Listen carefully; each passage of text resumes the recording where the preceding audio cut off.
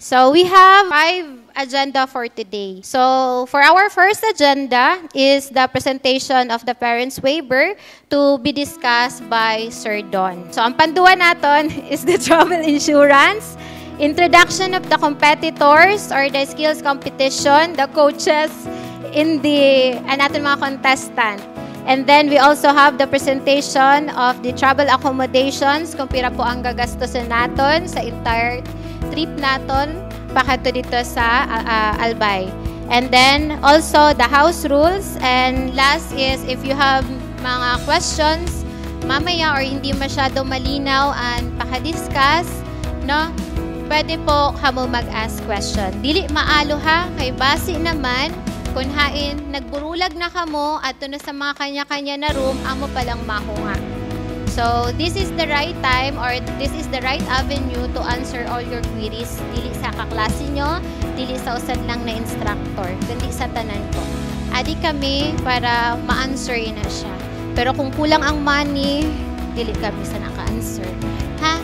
Si mama nyo at si papa nyo po ang maka-answer sana. So, to begin with the presentation of the parents waiver, let me call on Sir Robert Don Gonzaga. Good afternoon. So, this is the parents' consent or the parents' waiver po.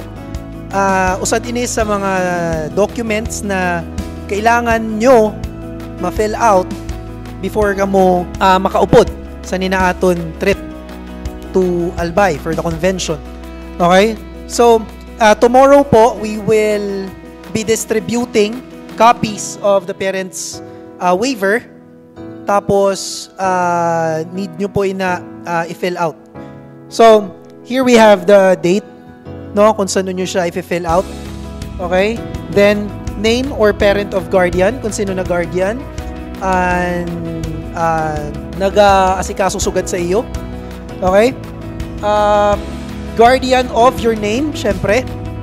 You will have to put your name there. Your student number, and then officially enrolled in Bachelor of Science in Hospitality Management. So you have to be clear there. Also, you have to indicate your year level and your section. So below naman, we have here, you will put the name of the activity. So para sa tanan, para uniform, ang ibubutang nato na name of activity nila, it's Mayon Global Hospitality and Tourism Convention and Skills Competition. That's gonna be the name of the activity na ibubutang natin. Okay? So again, it's Mayon Global Hospitality and Tourism Convention and Skills Competition. Okay? Next, sponsored by, pwede natin siya i-leave na lang as blank. Okay? Next, date of activity. The date of activity, in case dili na naman clear gihapon sa iba, and date of activity naton is October 19, 2024. No? Time of activity, okay, starts at 8 a.m. sa October 19.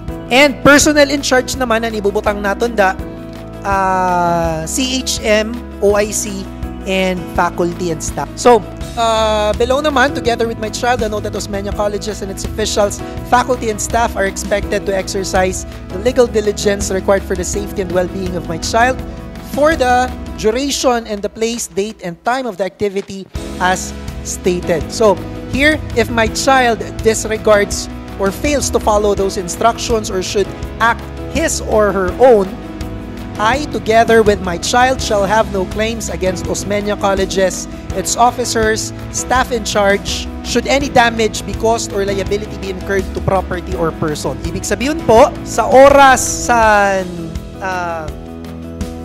na dapat nasusunod kita sa aton mga accommodations, pag naglabas ka mo na waran ka araman, ang mga, kung sino man sa mga instructors, kag may nangyari sa iyo, amo po ini an document na makasabi na waran right or gina-waive sa parent ang right niya na ireklamo or basulod ang school. And in case man, halimbawa, during sa duration sa naton activity, naglabas, tapos dili gihapon naghimat, naging careless gihapon, like naglabas sa kamino, nagtabok, nagbakal sa kundiin-diin, dili naging careful kag may nangyari. Again, dili po sa na manabat ang school. Okay? Amo po ang gusto sabihon sa nina parents waiver naton, no? So habang adto kita dito para sa ato na aton event, no? Need gad po na i-exercise and diligence. Okay? Maging mahimat gayod kita sa tanan naton na hiwag. Okay? This is, to be clear, again, dili naton pwede basulon ang school. Pag nag-sign didi ang iyo parents or ang iyo guardian, gina-waive niya ito na right na basulon ng school in case man may mangyari sa iyo. Sana wala man. Okay? So, syempre, we have to put the date and the month and year and kung diin po ginpirmahan ang waiver. If sa school ginpirmahan sa parent, you can put Osmeña Colleges there. Pero kung ginpirmahan lang sa balay nyo, you can put maybe your address. Okay? So, for example, sugad na today, ginpirmahan. So, it's gonna be first day of October 2024 at Osmeña Colleges kung adi sa school ginpirmahan. And then, below here, we have the signature over printed name sa naton guardian or parent. And, syempre, and contact number. Kag amo manan sa student. Name, printed name and signature and contact number. Legally binding po ini na document, no? Dili pwede na pag nagpirma ang parents tas may nangyari sa iyo, gusto niya gyapon ireklamo ang school, dili po pwede kayo wa kita sani. So, again, the distribution for the parents waiver will be tomorrow. And the deadline naman sa pag-collect or pag-submit pabalik sa amon sa nina parents waiver will be on October 10 man. Okay? So, after October 10, dili na po kami ma-baton sa parents waiver. No, medyo dako naman siguro na oras para ma-accomplish naton ini na parents waiver. So, wala man reklamo sa deadline. Okay? So, sugad pa lang, ano? Clear na kita. October 10 will be the deadline for the submission of the parents waiver. So, if you have any concerns or questions, you can ask our faculty and staff later during sa open forum. So, that's it for the explanation for the parents waiver. Thank you for listening. Okay, for our second agenda is the discussion of the travel insurance to be discussed by Sir Ryan A. Butin. Good afternoon. Excited na ba? Oh, hindi sila excited. Let's cancel the event. Bago kayo ma-excite, may mga babayaran muna tayo. Okay, Sir Alimar, please.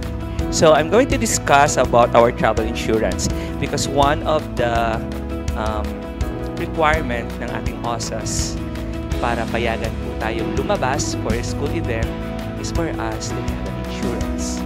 So, yung kukunin nating insurance is from Red Cross. Kasi una, yung kanilang suggestion is Cebuana. Actually, nasa 150 din sa Cebuana.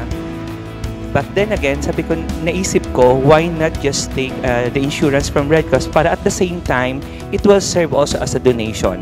So first category of insurance is the Premier Bronze, which is 150. This is for age 3 to 65 years old. So ito yung coverage niya. Accidental death, disablement, and dismemberment. Ibig sabihin yan, pag ayaw ko nang i-discuss isa-isa. So, as you can see, ito yung mga coverage niya. This is just another option. Pero, ang gusto ko po talagang isuggest para sa inyo, sa mga college student up to 25 years old, next slide please, is just the 60 pesos. Although you still have an option kung gusto nyo po yung Premier Bronze, which is 150, and this is good for 1 year. So, for 60 pesos, still open for age 3 to 25 years old, ito naman yung coverage niya. 12,000 for accidental death, 12,000 for unprovoked murder and assault, 5,000 for accidental medical reimbursement, 5,000 for whatsoever is there, as you can read. Ayoko nang isa-isahin. So, bakit po kailangan natin ng insurance? Of course, kasi babiyahe po tayo. We are not hoping nor praying na magamit natin yung insurance. We don't like that one. Ayaw natin magamit yan. But it is part of our requirements para po mapayagan po tayo ng school, especially the Office of the Student Affairs and Services, na maging formal, maging official po ang paglabas natin sa school. Without this, hindi po magiging kompleto ang ating requirements and we will not be able to join the convention. So lahat ba na nandito, ito na yung mga siguradong sasama talaga? So, I have here the membership enrollment form for our insurance. So, after this orientation, I would like to ask everyone to please fill out this form. Your last name, first name, middle name, also your complete address, working contact number, ha? Baka yung contact number hindi na po gumagana. Email, and then address. Sir Rai, babayaran na po ba agad? Hindi pa naman today. But I will wait for the payment hanggang Friday kung kaya po. Para at least by Saturday, may submit ko na po ito sa Red Cross. Sila na po ang pupunta dito para i-release, i-issue yung inyong mga insurance card. Hindi na po tayo pupunta doon. Kami na po ang maglalakad dito. So, again, you have two options. It's either 60 for the classic or for the premium bronze, which is 150. Pero okay naman po ito, yung 60 pesos kung gusto niyo po. Nasa sa inyo po yun, ha? Hindi po ito sa school. Sa inyo po.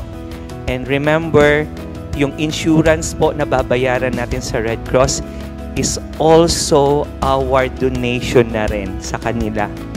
Kaya nga, mas naisip namin na sa Red Cross na lang tayo instead payamanin natin yung mga private companies na nag-o-offer din ng same insurance. So, let's just go for the Red Cross na lang. So, if you have any question about the insurance, you can just ask me in my clinic. You can drop by anytime. Or maybe I will just give this to the officers para sila na po ang magpa-fill out sa lahat ng mga students na sasama po sa convention. Sir, kung ayaw namin kumuha ng insurance, pwede po ba? Pwede naman. Pwede kayong hindi kumuha ng insurance. Pero hindi namin kayo pasasamahin. Kasi nga, as I have said, requirement yun ni OSAS. Requirements yun ni OSAS. Pag wala kayong insurance, hindi kayo insured, hindi kayo papayagan ni OSAS na lumabas at sumama sa convention. As easy as that. No? So, yun lang po. Dagdag ID na rin yan, guys. Thank you so much and good afternoon. Okay, thank you, Sir Ryan. Malinaw. So, for our third agenda is the introduction of i-introduce natin ang competitors and coaches for the upcoming skills competition. So, aware naman kita na igwa kita sa mga competition na iintrahan. So, number 1 is the bathroom amenities competition. Then we also have fruit platter competition, cake design competition, travel brochure making, cabin crew, tour guiding, quiz bee, Mr. and Miss Hospitality 2024, and the tourist destination article writing. So, for the bathroom amenities competition, ang coach po natin is si Ma'am Rose Clemente. So, may request yan aton mga coaches and then the competitors to please mag-stand po dito sa una. So, for the iyang mga competitors for the bathroom amenities is we have Mr. Angelo Reyes and Miss Renette. So, our next competition is the fruit platter. Ang coach po natin is ang aton associate din, Mr. Alimar Cubello. So, for the fruit platter, we have Marvin Rivera and Ramon Villamor. And also, sa cake decoration, and coach pa din po is si Sir Alimar. Ang competitor natin is si Mr. Ray Espinilla, Miss Jessery Andaya, and Mr. Noni Orpio. And for the quiz bee, ang coach natin is Nars RJ. Sabi pa na Nars RJ. Okay, sa quiz bee, ang competitors natin is si Mr. John Leonard Dumdum, Miss Diana Rose Genova, Mr. George Bukog, and Mr. Benhor Manlapas. And also, for the tourism article writing, ang competitor po natin is si Miss Irene Yugo. So, under kay Nurse RJ, and the rest of the team is the Mr. and Miss HM. Aram niyo na kung sino? So, for the cabin crew and then the tour guiding, it is under my supervision, Kinemiru. For the tour guiding, we have Hazel Alahar Bacolod.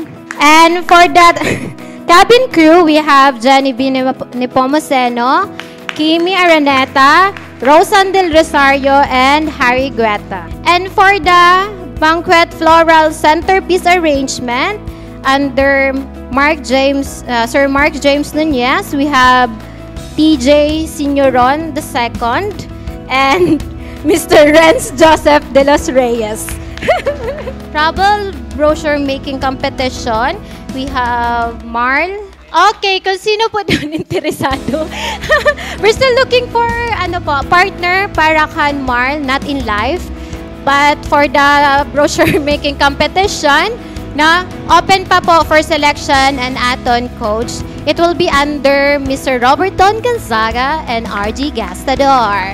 So for the Mr. and Miss HM 2024, for the Mr. we have Mr. Justin Lipasana. Okay, for our Miss HM, we have Miss Kyla Marie Nunez. Oh my gosh, wala. Bagan si Laster po sa ni ma-represent. Sa iya ang duwa na category. Adi si Kyla. So Kyla will be our Miss HM representative. So gimpatintog lang gid naman na sa unahan, bala na kamo din sa unahan. Okay po. So aside from attending the said event, ang magiging role po sa nina mga nakatindog sa unahan is hinda po ang aton magiging contestant or competitor sa ito ng mga competition na nabanggit namon. No? So, ang support po, lalo na sa mga matindog sa unahan, usad sa criteria is syempre, audience impact ngayon. So, dili kayo magsiriyak lang. Ang kalmado lang na. So, igagad kami ginangayo, especially pag abot sa tour guiding. Pag nagsabing good morning, masabat ka mon? Hoy, good morning. Good morning ang sasabaton niya, okay? Siyempre baga, sa akong panilipar, diba, siyempre, masabi, tour guide, aram nyo naman, nag-argument ka mo nag-argument ka mo tanan sa akong subject. So, pag nagsabi ang tour guide, good morning, tourists, nang sasabihon.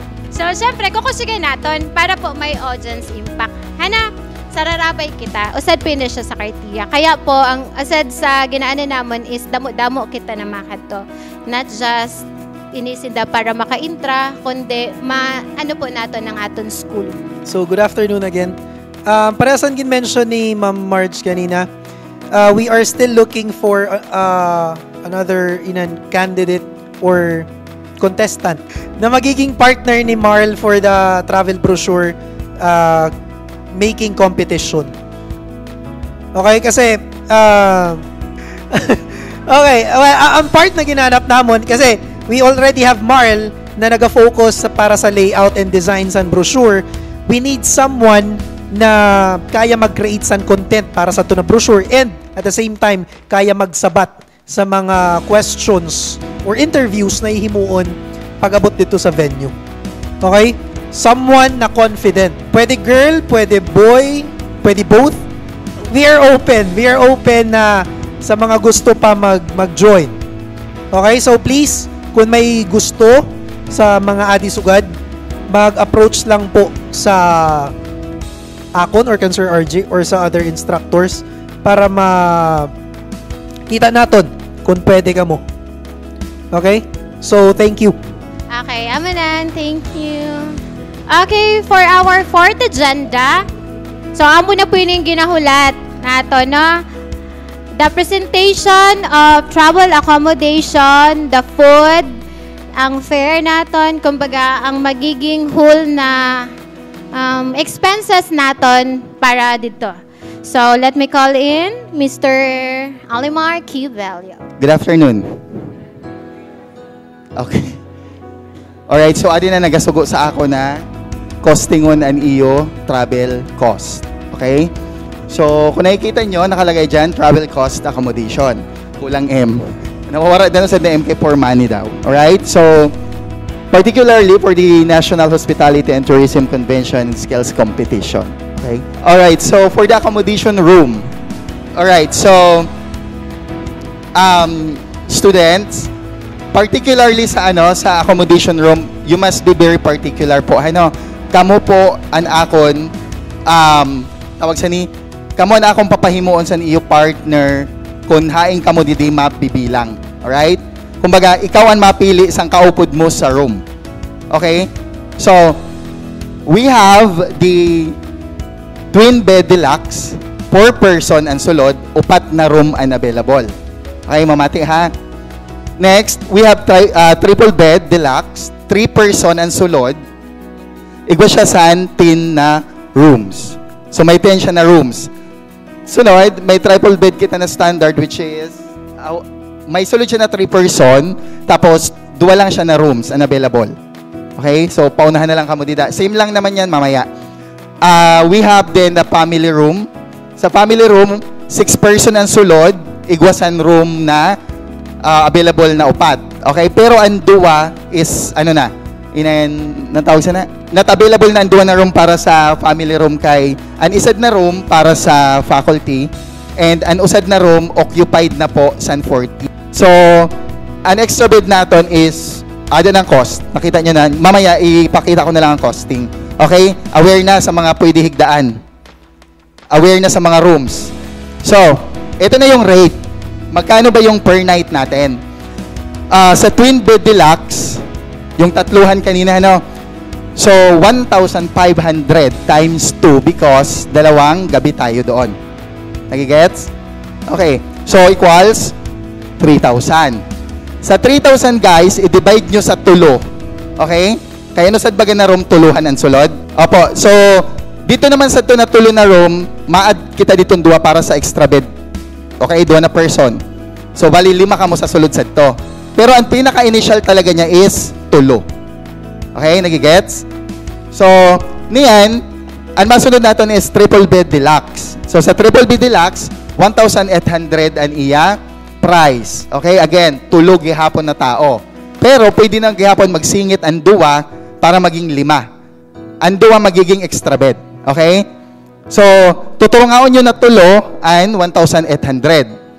Okay? For 2 nights. So, ang kinalabasan baga kay 3,600. Tuturungaon nyo ina na tulo. Okay. We have triple bed standard. Sa triple bed standard natin, again, 1.5 yung room. Yung room rate niya. Times 2 kasi dalawang gabi, so 3,000. Again, tutungaon nyo gihapon ito sa tulo. Kasi nga, 3 kayo. Okay? Sunod, sa family room, if sino ma-occupy pa sa 2 na available, ang family room natin is 2,000 ang rate per night. Since unom ka mo, tutungaon nyo ang 4,000 sa unom. Ayan, sa extra bed naman, 300 po ang per night ninyo. Okay, so syempre times 2, 600. Alright, so sa total students being accommodated sa pagkadto naton, igwa kita sa 70 students na makaigo sa room. Okay, ito tanan na sinabi ko, ang kaya sa to i-accommodate 70. Wala pa didan mga extra bed. Okay, again, 70 ang kaya i-accommodate, dito lang sa itong tulo, sa itong unom, okay? So, wala pa din extra bed, meaning, pag nag-extra bed na kita, kasya kita dito tanan. So, siguro dili man kita kuha pa sa isad na hotel. Okay, so we have the estimated budget cost per student. O, adinan iyo dadarahon. Okay, so may accommodation, dinner, registration card, pamasahe. Alright? So, ito yung costing natin. Sa iyo room. Okay? Dito sa makuha sa twin bed standard. Okay? Sa student na makuha sa twin bed standard, ang imo dadarahon 1,000 plus 600 plus 2,500 plus 600 equals 4,700. Amin na tanan-tanan. Ada na din ang pamasahe mo hali dito sa Masbate sa Barco papunta ng Pilar. Hindi lang namin in-include yung pamasahe via Pilar to Legazpi kasi di namin alam kung saan tayo sasakay. Ang dami natin, baka nga, so, kaya naman ina sa extra lang, alright? So, sunod, if gusto mo, kag napili mo naman sa twin bed deluxe, right? So, 1,200 plus 600 plus 2,500 plus 600, we have 4,900. Di ba nga sinabi namin sa inyo dati na yung pinaka-estimated talaga na dadalhin ninyo is 5,000. Okay?